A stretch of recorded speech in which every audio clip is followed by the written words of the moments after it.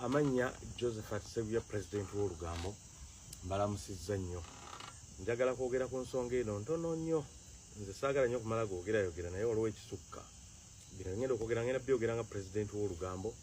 ate amaze emyaka emingi mawulire nkedde ku makya wano nkyali Boston mu America sinnakomawo Uganda twali ennaku z'omwezi 13 omwezi gw'omwenda 2025 nga ndaba waliwo ekiwandiiko kya UCC ng'erina programu gyesazaamu oba kale bwe bityo sigendera ku bya Lugambo ndabi nange kirabe ku social media ate nalabyo ow'amawulire omulala ba ayeetonda neŋŋamba saagala nsennenye nga nze kanveeyo nange nteekeko ettaffaali lyange nga bulijjo bwe nzize nga nditeekako kuba kino kikulu bannaye twetaaga ffenna abakola ku mpewo baki oba bannamawulire bali ku social media tumanye abantu betwogerako tebatwagala kale gwe just no tebatwagala bambi naye ate byetukola babyagala okubiraba naye nga ate tebaagala kwogera ku bo baagala balabe ng'oyogera ku mulala ate bo nga babikola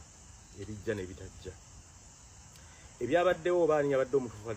ani yabadde si mutuufu just tumanye tebatwagala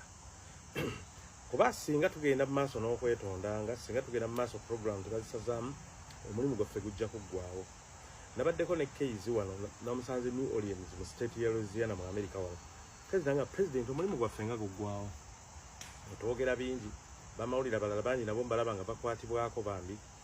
naye nsaba okusobola naffe si kulwanyisa abantu bano wabula okwerwanako tukakase nti tulina ebintu byaffe facts at hand lwe tujja okuwangulira ddala abantu abo bwe teba facts mulimu ezimu ezirema nezibula kale naye ngaekyo kituufu ne batwerippamu at least waliwo media law protection zetuwa tulina ne privilege of the media abo bokimanyi oba okimanyi nga tojja kwegamba nga kyoyogera kyankomeredde noba tolina bujulizi nze teri kinnumanga kuba nti ebintu byetwogera biba bituufu naye omuntu n'abeera nga akolaki ng'akwerijjako ki tunyweze we shall overcome naye media law kozeeko media law ennyo kuba media law oyo alina bw'atuyamba okwetaasa waliwo ekitabo kita the dynamics of mass communication kya Joseph Dominic musajja wawa ne Boston yakiwandiika simanyi oba yakyali oba yafa banakisoma dda mu 98 we nali nkyali Makerere mu university asoma mawulire kiyamba nnyo in case of nga bakuzza emisinde what do you do ne ethics tumugatteko kubanga ebyo biyamba bijja tuyamba nze emyaka 25 gye maze mawulire era nga nebaza abambeererawo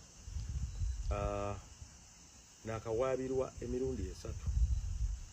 ku stories zinge million namba zenkoze ku baserebu bonna abo namwe mukimanyi akiwakanya agenda oddeyo olabe okuva 21 mpaka kati byenzize nkola nga simanyi nti waliwo entertainment journalist alikola byenkoze naye stories zebampaabidde esooka yali ya station mayanja ngagamba nti teyanobya ate nze nga nagamba nti yanobya yatuuka n'okumpayiriza mbu namusaba n'agaana kati nensalawo mbu mukubenga naye ng'ate binjukira bituufu naye abimanyi kuba baasi mubiri byanoba manya station yanobya wa baasi kati yeba ayagala okukolamu ssente kuba yasaba almost $1 billion in damages mu slender katono singa nali nkoze label kyali badde kitya kyokka ate ne slender yali ng'ate nze mutuufu ne badde balina omwami we nga bagala okukolamu ssente baga nti mbasasule kuba teyanobye just because nga mukubidde essimu komawo wano n'akomawo naye obujulizi bwajja time is the best healer time is the answer nti ddala yali yakola ki naye nabakuba bombi abo mu ngeri ya media law n'omulala yali addoola ng'agamba mbu Medi Bulaka teyamuwa ssente omumuwa naye ng'ate kituufu nakyo omusango omulala gukanguleke kuba ate oli eyampaabira yayiwanga manda mu mbugo kyamusukkako ye naye njiwangula ng'oggyeko Katonda naye media law etutaasa olumu batukwata naawe yange obadde tutegedde media law kyegamba in that sense naye nga mumanyi nti betukolako eŋŋambo betukolako amawulire tukola ki tebatwagala kati naffe kirina ekyokulwanyisa kyaffe kyekyo kyeŋŋambye neweegaaginga kubanga but they gag us so we guard ourselves gagging media ndowooza naye tukimanyi